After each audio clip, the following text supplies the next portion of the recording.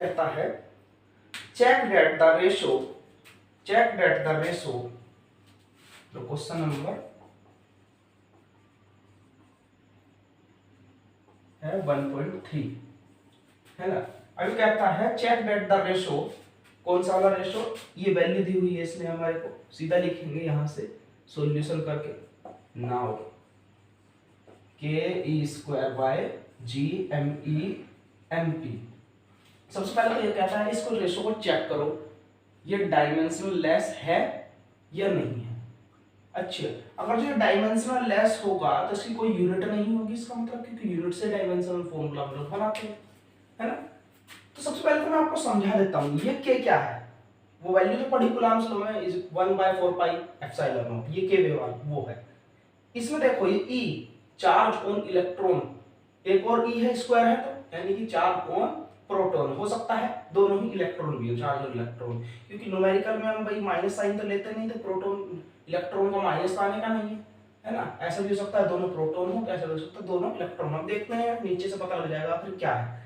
सबसे पहली बात मैं बताऊंगा कि आपको ये दोनों जो रेशियो दिया हुआ है पूरा पूरा K E by G M M E by R square, ये ग्रेविटेशनल फोर्स और इलेक्ट्रोस्टैटिक फोर्स का रेशियो दिया हुआ है। हम इसी क्वेश्चन में आगे निकालेंगे इसको, लेकिन जैसे उसने फर्स्ट पार्ट पूछा तो पहले डायमेंशन ही चेक कर लेते हैं।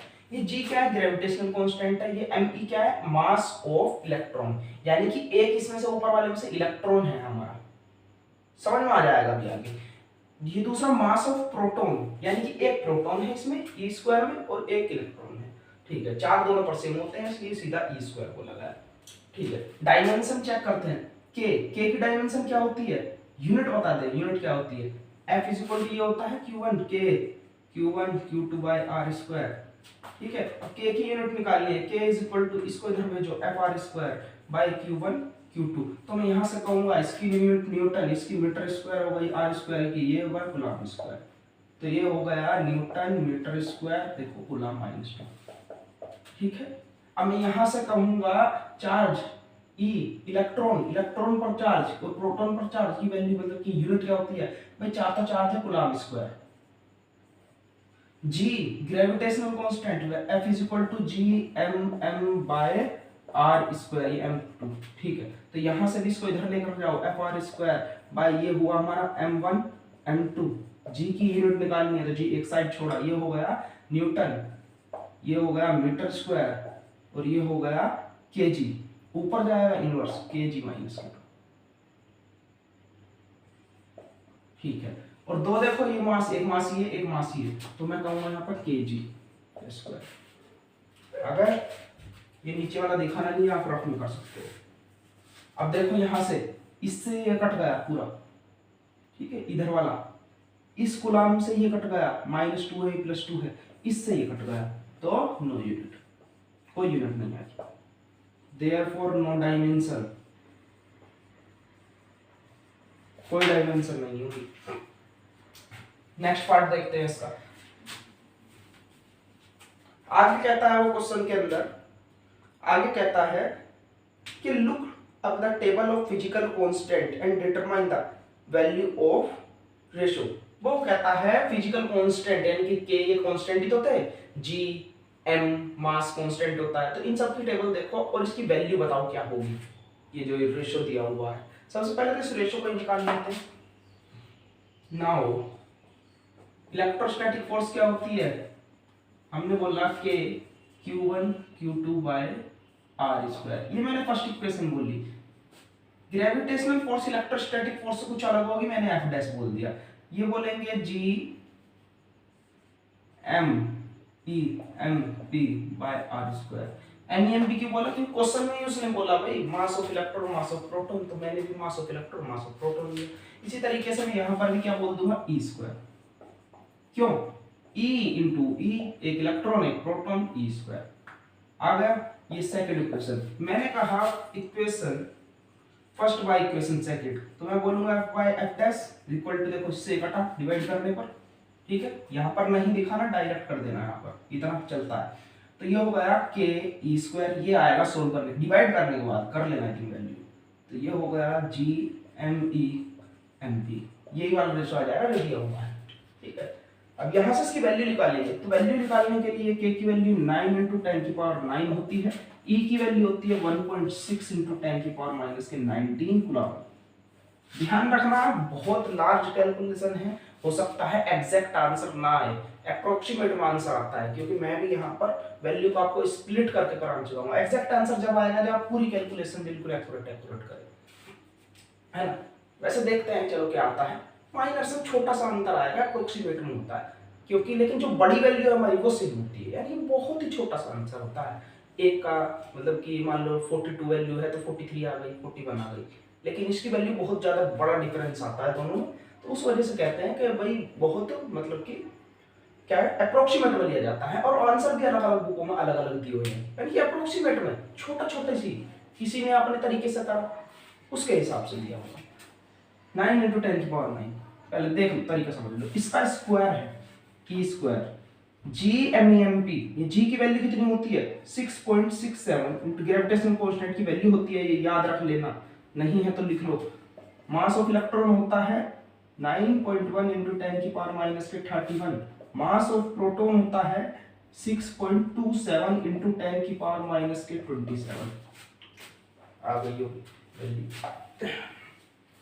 देख ले ये वैल्यू हमारे पास से सोल्व करेंगे। 9 इंटू 10 की पावर 9, 1.6 इंटू 1.6 ये वाली खोल रहे हैं, इंटू 10 की पावर माइनस के 19 को दो बार मल्टीप्लाई करेंगे बाई 1.6 1.6 ये रहा, ये पूरी वैल्यू ये रही, 10 की पावर माइनस 19 इंटू 10 की पावर माइनस 19 होना है, तो मैं यहां से डायरेक्ट लिख सकता हूं 10 की पावर माइनस के 38,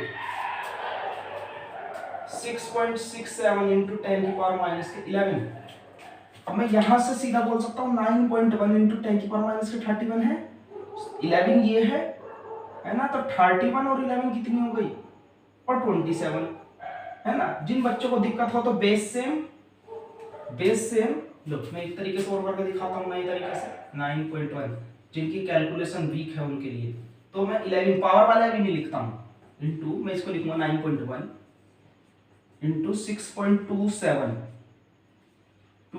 ये वाली वैल्यू। अब जितनी पावर छोड़ी थी मैं लिख लो सबको, तो देखो सभी के बेस तो सेम ही है, 10 10 नीचे, तो 10 माइनस 11 प्लस करेंगे, लेकिन ये माइनस है इसके अंदर, तो फिर से 31 फिर minus 27, base 7 same power add हो गई। इस तरीके से भी कर सकते हो दिखाने के लिए, है ना।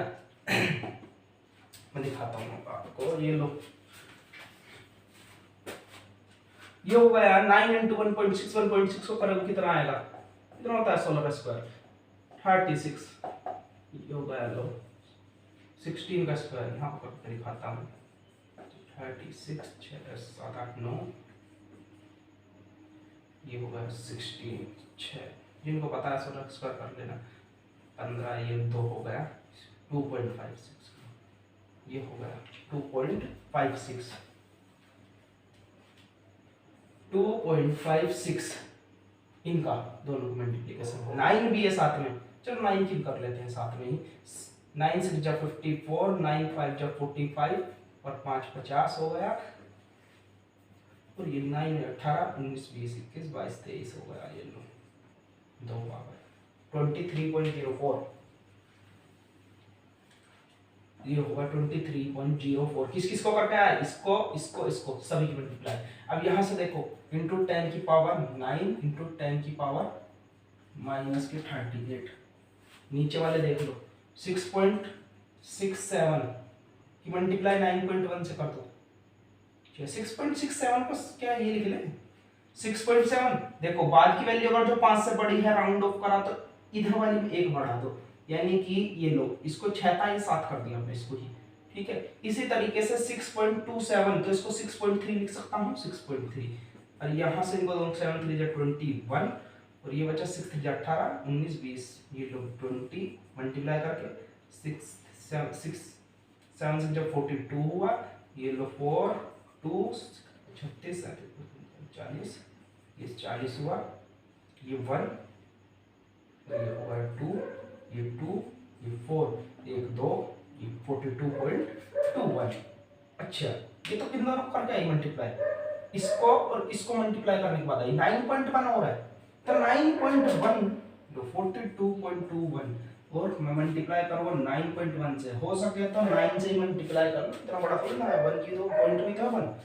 चलिए 421 221 मल्टीप्लाई कर लेना अपने आप से, 9 18 8 1 18 19 19 का 1 9 9 4 जा 36 37, ये हो गया 1 18 6 1 और ये हो गया 11 का 1 9 10 11 1 10 14 और ये हो गया 8 3 1 2 3 1 2 3 384.111 38.111 ये वैल्यू आई। चेकिंग किसको मल्टीप्लाई करके, इसको मल्टीप्लाई करा, इसको ये बचा यहाँ पर देखो 11 31, तो ये कितना हो गया हमारा, ये हो गया 2 3 4 42। अच्छा ये 42 हो गया और 27, तो 42 27 9 6 69 10 की पावर माइनस के 69। ठीक है,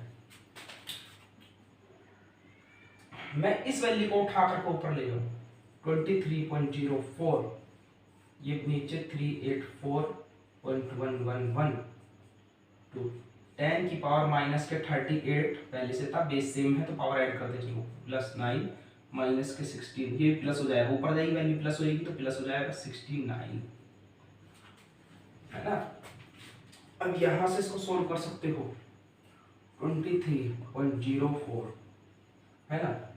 अब यहां से मैं इसको बोलूंगा इंटू 10 की पावर कितनी हो जाएगी 69 और 9 9 18 का 1 और 8, तो सोल्व कर लेते हैं।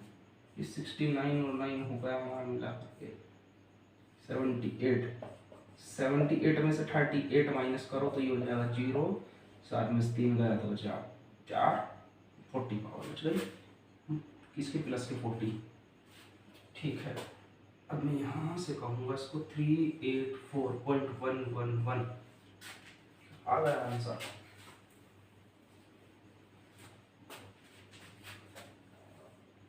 ठीक है, अब यहां से मैं देखो इसको बोलूंगा 10 की पावर, लो एक पावर में इसमें भेज दो तो क्या होने वाला है, ये 23, तो ये पॉइंट उठ करके यहाँ पर आ जाएगा 230.4 हो जाएगा, और नीचे की वैल्यू 384.11 लिख दो उसको, 10 की पावर 39 हो जाएगी। ठीक है, नहीं लिख रहा है, लो इसको यहाँ पर लिख देते हैं 2, मैंने क्या कहा एक पावर इसमें भेज दी तो ये पॉइंट उठ करके यहाँ आ जाएगा 230.4 इंटू 10 की पावर कितना होगा 39 होगा, नीचे क्या रहेगा 384 जो पहले था 111। अब देखो ये कितना है 230, ये 384, तो आंसर किस में आना है 0 में, 0 पॉइंट समथिंग आएगा, तो अंदाजे से भी लिख सकते हो, इतना ज्यादा बनी रहता लास्ट के अंदर, जैसे मैं लिख देता हूँ तो 0 पॉइंट, या आप इतना ही बोल सकते हो ये वैल्यू बहुत ज्यादा बड़ी है जैसे 39 है, तो सीधा भी आप लोग बोल सकते हो अप्रोक्सीमेट इक्वल टू 10 की पावर 39, ये आंसर हो जाएगा। अब देखो इसके अंदर क्या निकाल रहे हैं हम चीज, F बाय F डैश चल रहा था ये, है ना, electrostatic force by gravitational force, तो ये था हमारा F बाय F डैश।